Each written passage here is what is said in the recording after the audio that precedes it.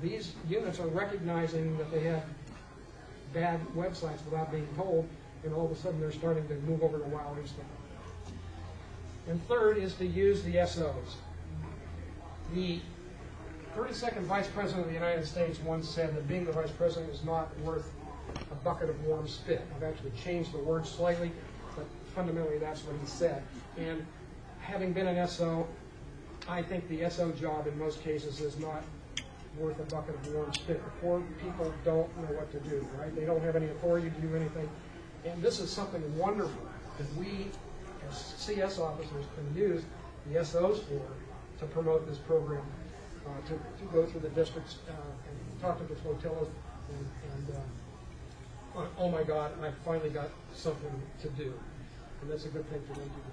So, see one problem with that. I get people who are excited about putting up websites, putting in content, and then I tell them, well, you got 15 megs. I've got 16 gigs on this. Memory is so cheap today. Why do we do a 15 meg limit? Historically, by the way, there's no such limit on WoW. There's only a limit on photographs. Right. No limit on content. And why does that exist? Because our contracts in the auxiliary have been for physical service, real boxes. We don't do that. That's why we're moving into the cloud. That was 10 years ago.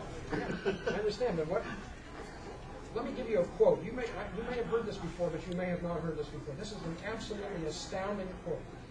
And that was the auxiliary had the official policy that it would not use any technology until it had been proven for 5 years. Okay? Unbelievable policy.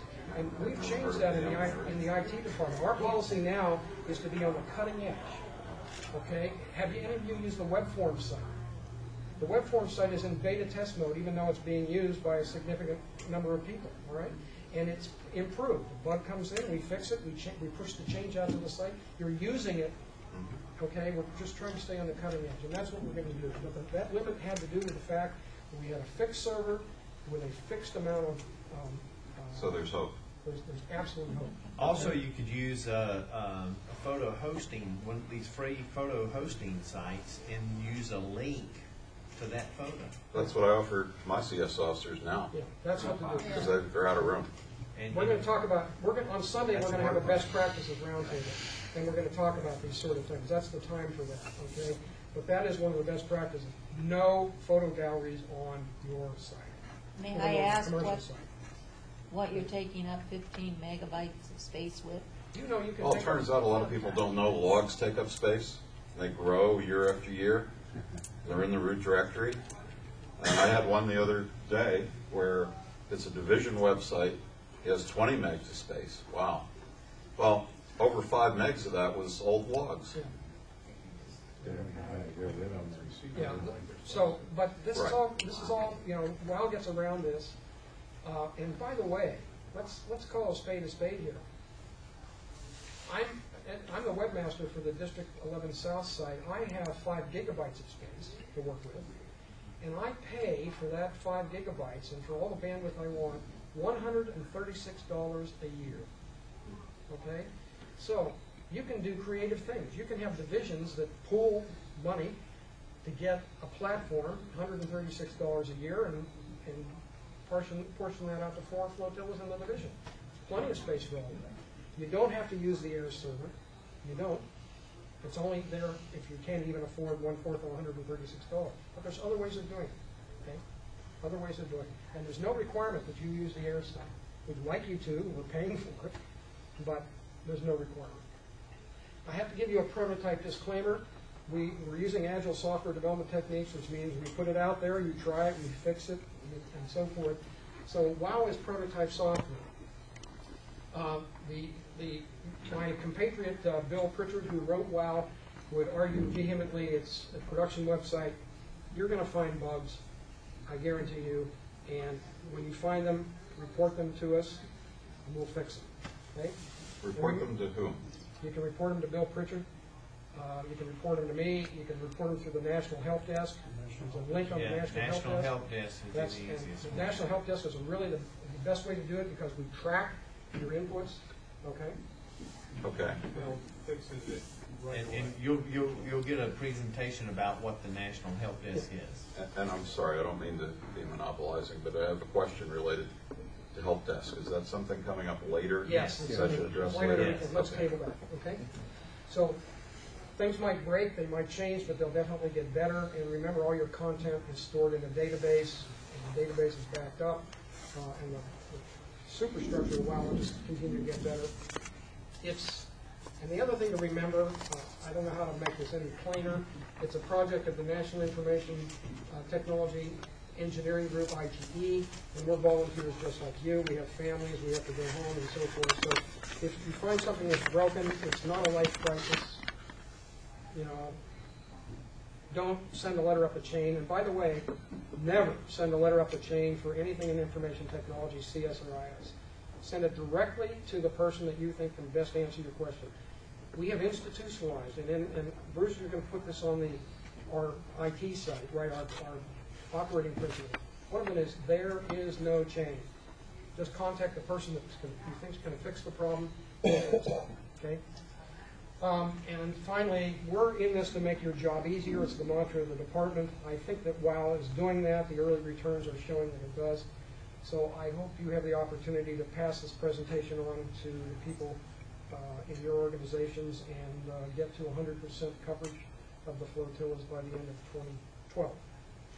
Okay, any questions?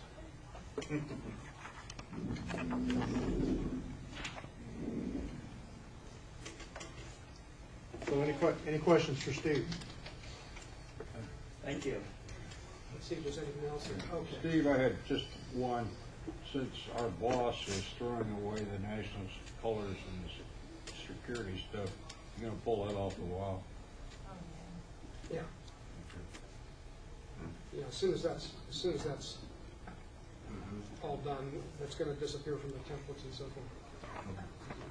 The really key thing here is this idea we were talking about, the rapid prototyping.